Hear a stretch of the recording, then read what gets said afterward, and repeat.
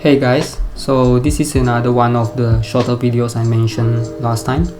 This took way longer than I expected due to a lot of back and forth, like change of mind, improvement of design, and just moving vertex around for minor adjustments, so I couldn't really record the time lapse.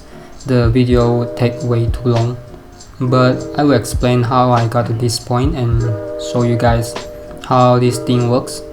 This is actually a redesign of a Mech that I did last year, but scaled down with a new look. A while back, I was watching Trent's Scrap Hunter episode and also some videos from Boston Dynamics, and I got inspired to do some hard surface modeling again. So as you can see, this is the result, but let's see how I started. The goal is to make a Mech that looks nimble, can jump long distance and shoot from behind cover, also maybe do some hacking when needed. I actually started off with simple joint like this.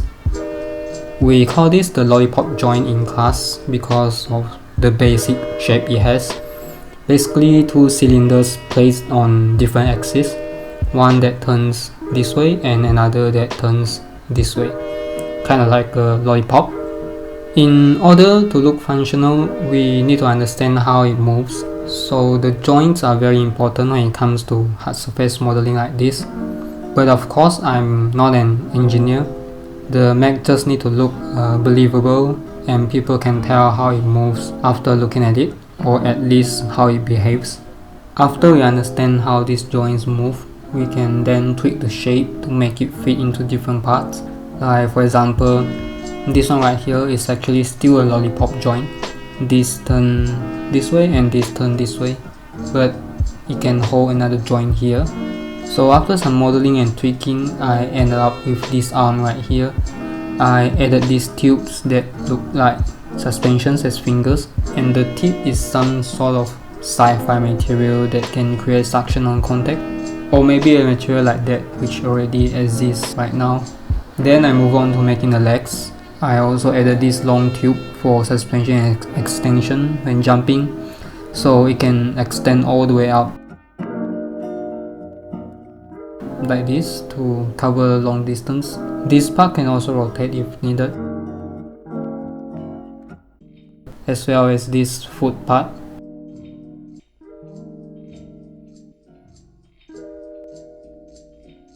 And of course, the upper leg can rotate down to be overall flatter, like this.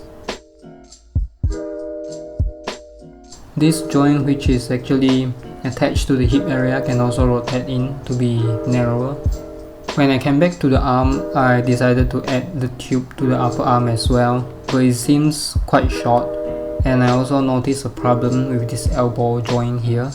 The lower arm cannot rotate up fully, so I decided to explore some more with existing shapes and came out with this one.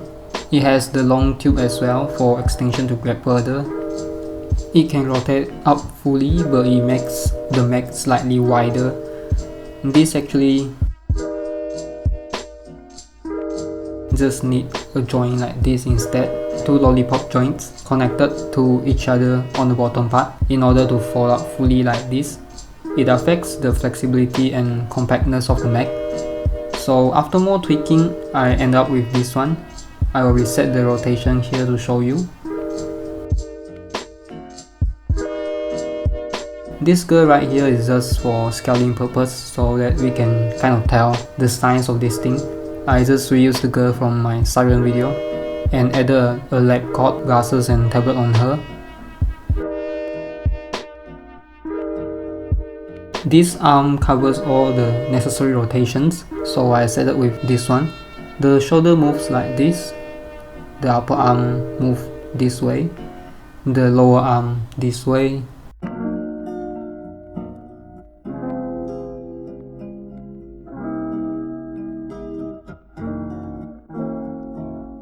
and the wrist this way and this way. So it's actually kind of like humans, but with this longer tube for further extension than the first arm.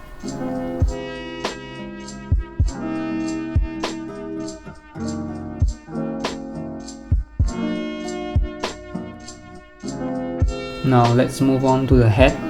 It's basically just a ball rotating in a socket. I added another one in the back to help watch out for danger.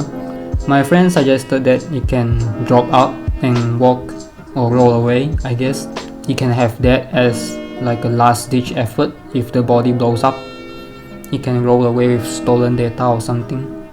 The main body rotates up and down like this, and the lower body rotates this way to kind of help conforming to rough terrains easier, I guess.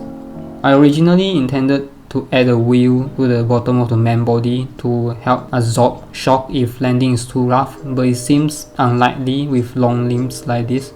I added this little arm instead to do hacking and press buttons in general, like opening doors or something. Maybe even holding a gun if it has more grip. Now the weapon, as I said, I want it to be able to shoot from behind cover.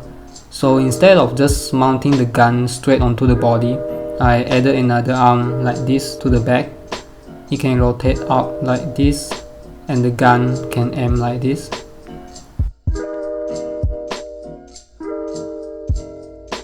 Rotate out like this, and the gun can aim like this.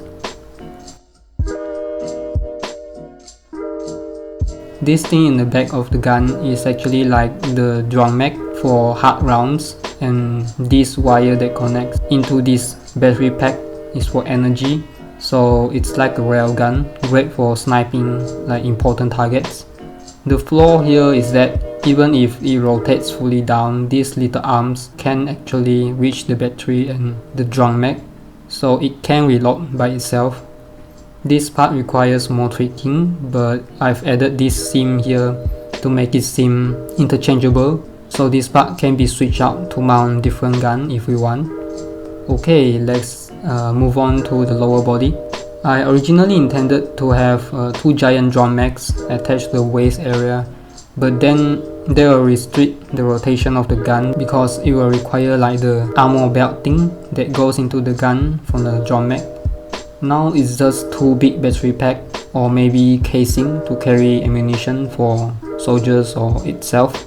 Either this part in the middle or these two big packs, since I added a seam here as well. This thing in the back is something like a thruster that releases an air burst to boost distance in mid-air or when leaping off. Again, I originally intended it to be another extension tube like this, but the limbs seems long enough, so I just followed my previous design and changed it to the thrusters instead. And that's about it. I hope you guys enjoy this kind of content. I do like to have more hard surface modeling stuff on the channel. Give me some feedback as well in the comment section. After this video, I'm going back to continue on Blythe, so stay tuned for that. Leave me a like if you enjoyed this one. Subscribe if you haven't already, and I'll see you in the next one. Bye.